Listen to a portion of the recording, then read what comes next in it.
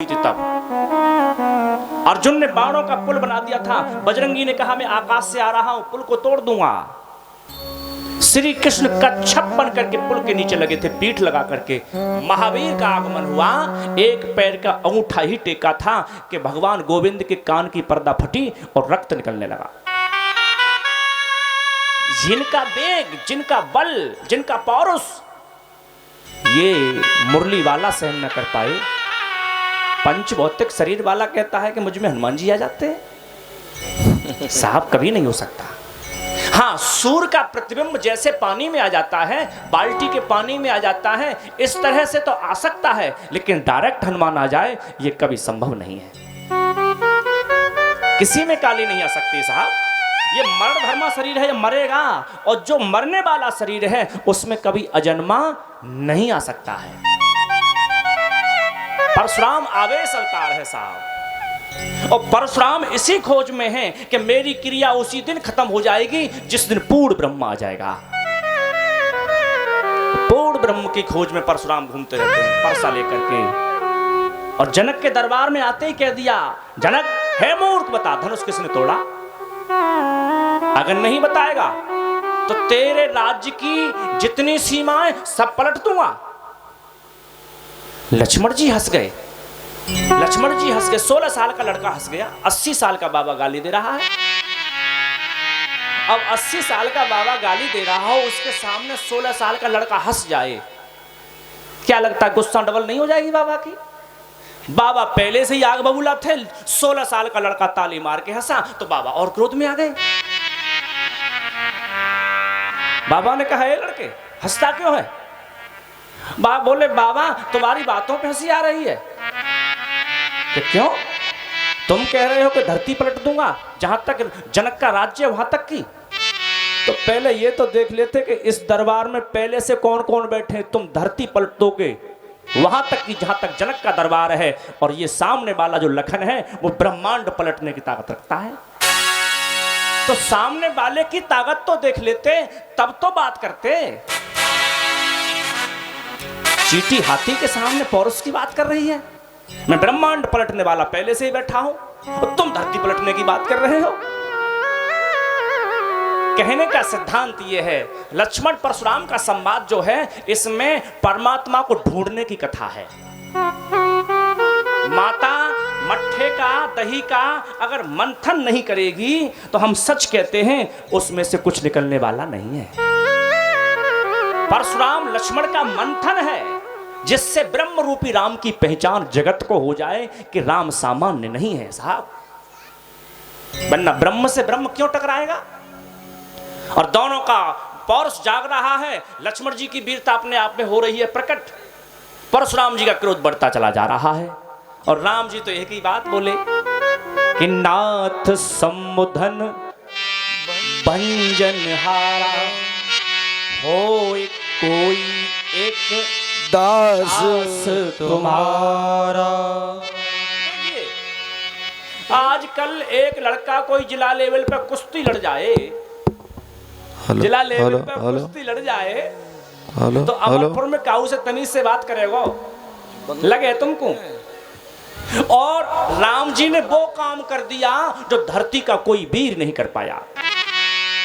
और इतना बड़ा काम करने वाला आदमी क्या रहा है? नाथ सम्मुधन भंजन हारा हो कोई एक दास तुम्हारा। सारे संसार का नंबर 1 वीर कह रहा है कि आपका कोई सेवक होगा। राम जी को सेवक सबसे प्रिय है और कोई प्रिय ही नहीं है। कहने का सिद्धांत में इतनी ही कहना चाहता हूं कि परशुराम जी और लक्ष्मण जी का संवाद हुआ, वहां राम क्लियर होकर के सामने आ गए। और परशुराम जी ने जब पहचान लिया, कैसे पहचाना? फरसा उठा रहे हैं काटने के लिए, लखन की ओर बोले काट के रख दूंगा। लखन से बोले काट के रख दूंगा। लक्ष्मण जी बोले, बाबा मुझे लगता है तुम स्कूल नहीं गए पढ़ने के लिए। परशुराम जी बोले, काट पीट में स्कूल का क्या काम? बोले स्कूल गए होते तो गुणा भाग भी तुमको आते। अगर भाग आता तो तुम ये बताओ कि ऐसी कौन सी वस्तु है जो कटती नहीं है, तब शेष लिखना पड़ता है। जब वस्तु कटती नहीं है तो आगे शेष लिखना पड़ता है। और बाबा अगर तुम भाग आते तो तुम जानते कि शेष कभी नहीं कटता। जब गर्त का शेष नहीं कटता तो ये सामने वाला पाताल का शेष कैसे कट जाएगा। मैं तो शेष का भी शेष हूं। कहने का सिद्धांत लखन क्लियर हो गए कि शेष हैं, लेकिन ब्रह्म कहां है। तो राम जी ने कहा फरसा उठाओ, मेरा सिर आपके सामने है, काट दो। फरसा उठाने की कोशिश की लेकिन उठा नहीं। राम जी कहते हैं बाबा तेरा फरसा तक मुझे पहचानता है, तू क्यों नहीं पहचान पा रहा है। तेरा फरसा मुझे पहचान रहा है लेकिन तू क्यों नहीं पहचान रहा। और जब राम ने ऐश्वर्य रूप दिखाया तब परशुराम जी ने हाथ जोड़ लिए, कहा ठीक है मैं पहचान गया आप कौन हैं, और प्रतिज्ञा करता हूं कि आज के बाद अब ये फरसा किसी पे नहीं चलेगा। फिर परशुराम जी ने कहीं युद्ध नहीं किया है। परशुराम तो सामान्य नहीं है साहब, ब्रह्म है साक्षात, 8 कला का अवतार है। कहने का सिद्धांत यह है कि जनक के दरबार में से धनुष को तोड़ करके सीता को निकाला गया, विवाह होकर के आया। देखो एक होता है ब्याह, एक होता है विवाह। गांव में देहात में कहते ब्याह है वो तेरो, लेकिन शुद्ध शब्द होता है विवाह। ब्याह उसे कहते हैं जहां बाप ने अपना घर खाली कर दिया, बाप ने घर खाली कर दिया दान देते देते, और लड़का लड़का के बाप के मुंह फूले ही फूले पड़े हैं, पटकी न रहे। ससुराल वाले बेटी वाले पक्ष के घर खाली कर रहे हैं लेकिन खुश नहीं हो रहा है। तब वहां लोग जो होते हैं वो कहते हैं आह आह। जहां आह निकल रहा हो, जहां बेटी पक्ष दुखी हो गया हो, समझ लीजिए इसे ब्याह कहते हैं। और जहां लड़की वाला बहुत कुछ देना चाहता है और लड़का वाला कुछ भी लेना नहीं चाहता है, वहां दोनों पक्ष में बाह बाह होती है, उसे हम विवाह कहते हैं। जनक राज बहुत कुछ देना चाहते हैं साहब, अवधेश कहते हमें कुछ नहीं लेना है। तब बाबा ने लिखा सम समधी देखे हम आज। समधी कहते हैं सम माने बराबर, धी माने बुद्धि। समधी की परिभाषा यही है कि जहां बराबर बुद्धि हो जाए उसे समधी कहते हैं। ऐसा नहीं कोई छोटा है कोई बड़ा है, जबकि बेटी वाला बड़ा होता है क्योंकि वो दे रहा है और बेटे वाला ले रहा है।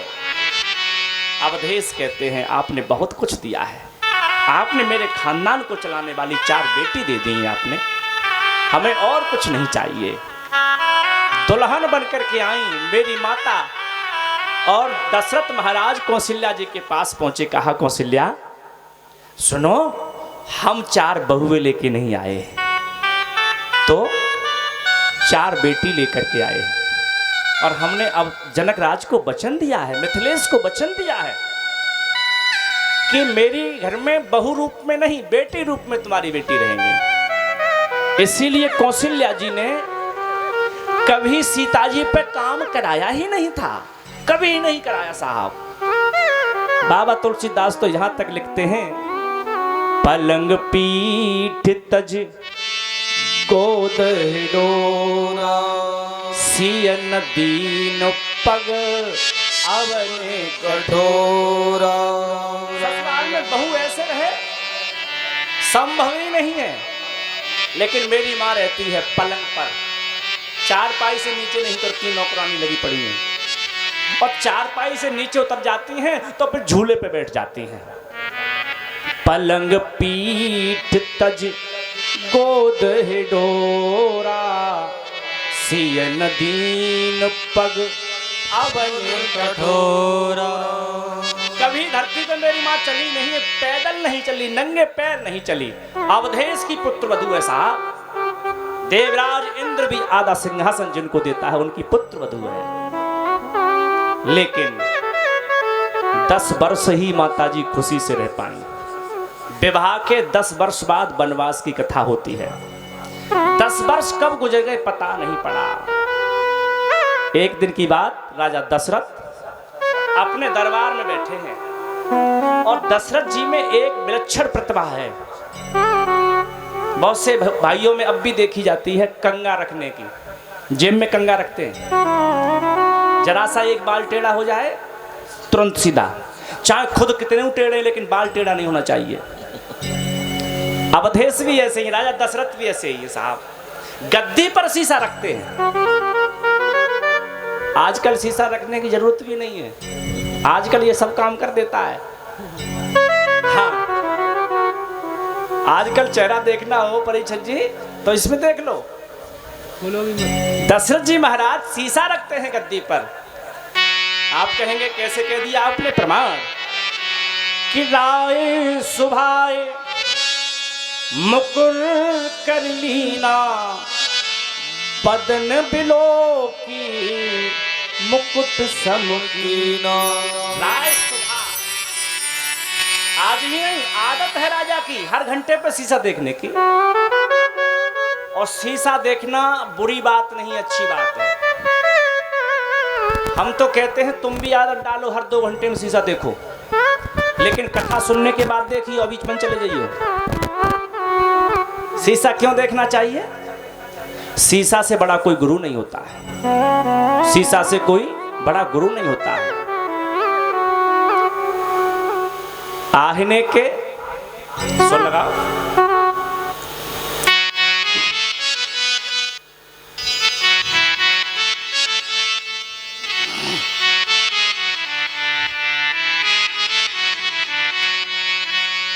आईने के 100 टुकड़े करके हमने देखे हैं, और एक में भी तन्हा थे 100 में भी अकेले, एक में भी तन्हा थे 100 में भी अकेले। शीशा के टुकड़े 1000 कर दो, अगर नाक काली है तो फिर काली ही दिखाएगा, सफेद कर ही नहीं सकता। शीशा के सामने 50,000 की गड्डी रख दो रिश्वत में, मेरी नाक सफेद कर दे, शीशा कहेगा जान से मार दे, बिल्कुल झूठ नहीं बोलूंगा, सत्य ही बोलूंगा। इसीलिए भैया कहते हैं शीशा गुरु है। और बाबा कबीर का पद है, गाइएगा भाव से कि तोरा मन दर पड़ के